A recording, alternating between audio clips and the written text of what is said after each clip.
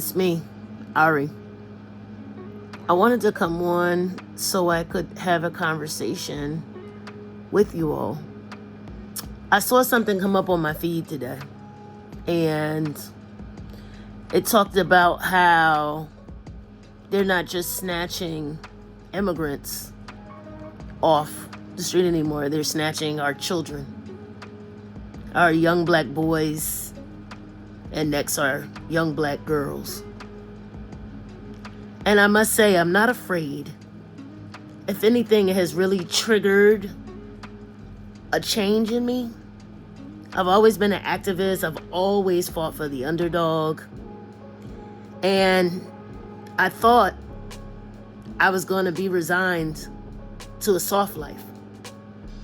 That I would learn how to frolic and how to be in the present moment. And I have. And it feels good.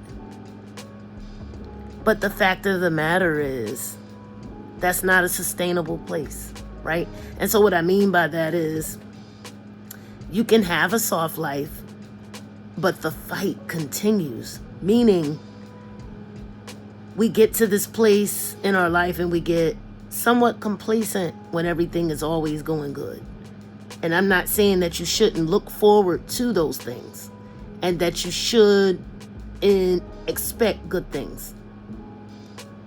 Good things are where we know we can show gratitude in those spaces for life and for those that we love and, for things that bring us joy. However, we must remember to stay steadfast. And what does staying steadfast look like? Right? That might mean that you get closer to your family. If you don't have blood family, a community of people who love you and who support you. And that may not be blood relation, but that might be a connection to other people. So friends that are chosen family members, who you have a connection with. It may be people in your community. It may be your children. It may be people next door to you, neighbors, but community is so necessary during this time right now, right? And so a couple years ago, not on this platform, but on Facebook, I talked about the right to bear arms and that we should protect ourselves.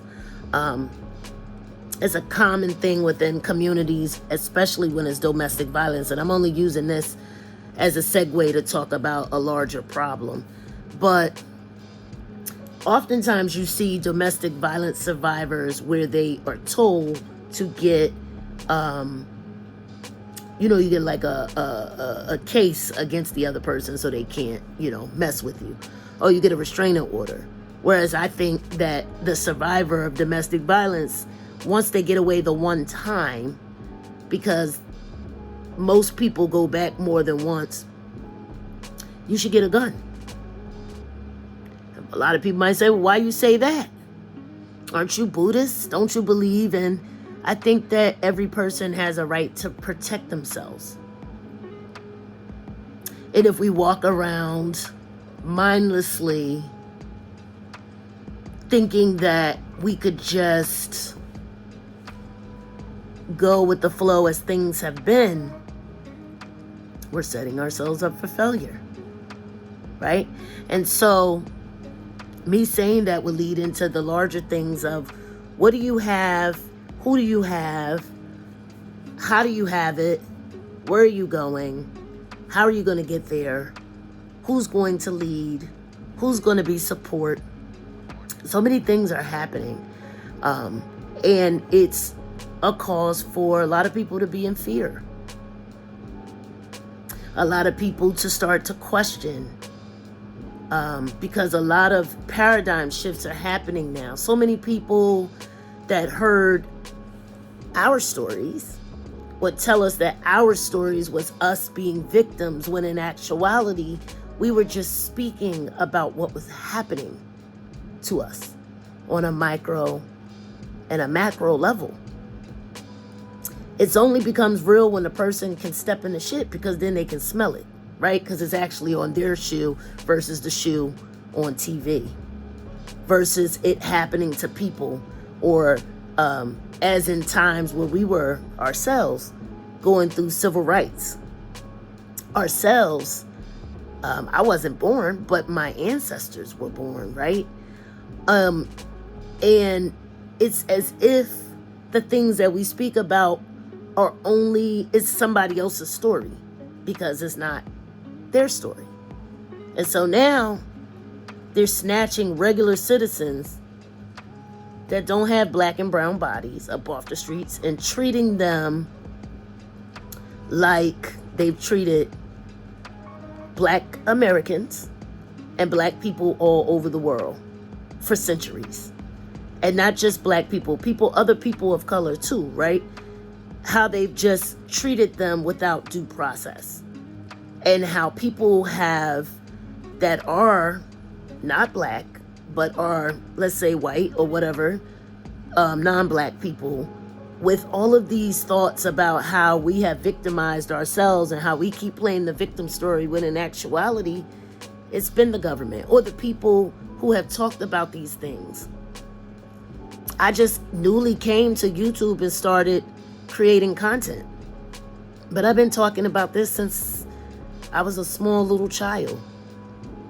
And I was told I was crazy and everything else. And so now we're coming to you and you're experiencing what it's like to live outside of your privilege. And the government is now taking control and doing all of these things. We told you so. We told you that this was going to happen, but you don't listen to those who you oppress. You say that those that are oppressed are lying and they're victims. This story reminds me of the stories you hear so many people talk about, narcissistic family systems, right? Or things that they've experienced, whether they dated them or they were raised by them or had a family member that was directly impacted by someone who has this nature. This nature is not too far off from human relations. This nature is very deeply fragmented and very deeply sick. Why do I use those words? Because it's imbibed in our culture. American culture is very much narcissism. It's not to say all of it's bad, but a lot of the gaslighting, all of that stuff is very much racism. Any type of oppression is narcissism. It's rooted in narcissism. It's lack of empathy and care for your fellow human being because of the color of their skin.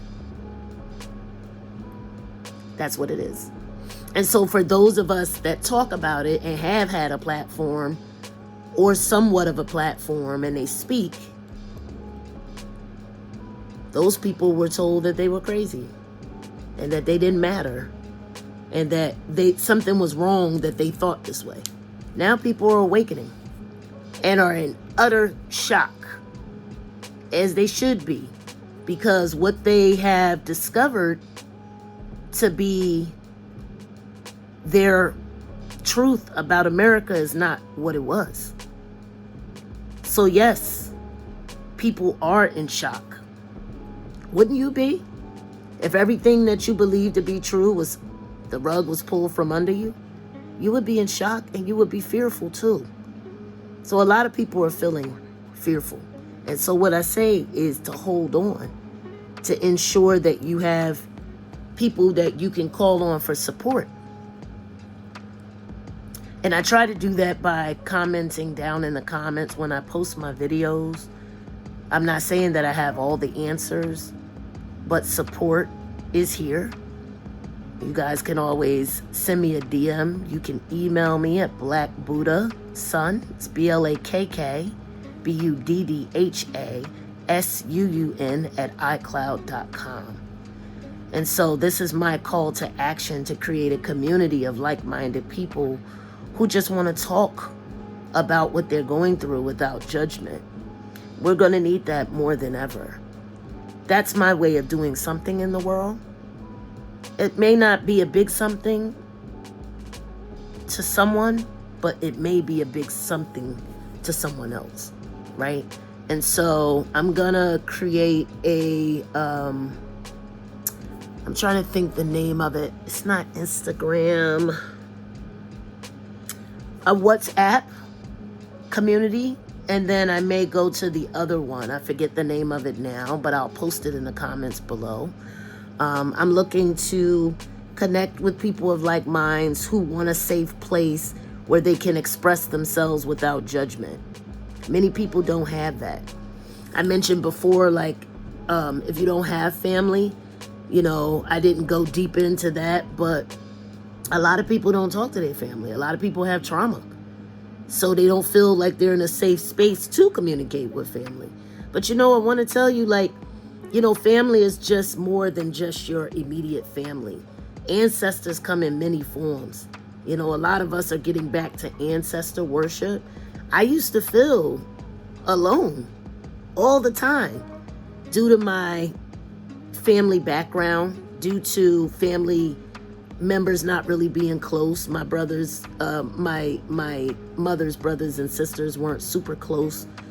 So everybody kind of had their own family. And I am the head of my family now. My dad left me that torch 10 years ago. And it's a heavy burden at times to carry because everyone looks to you for the answers. So if that's you and you seem to not have anyone, then you could come to this channel and we could talk and we could find ways to support one another. And so I'm going to leave that here.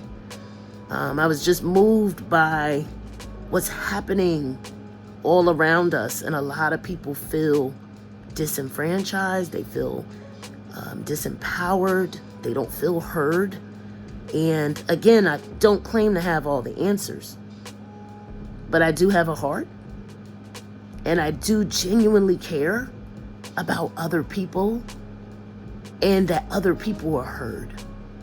So come here, leave a message, leave an email below, and I'll make sure that I reach out to each and every one of you.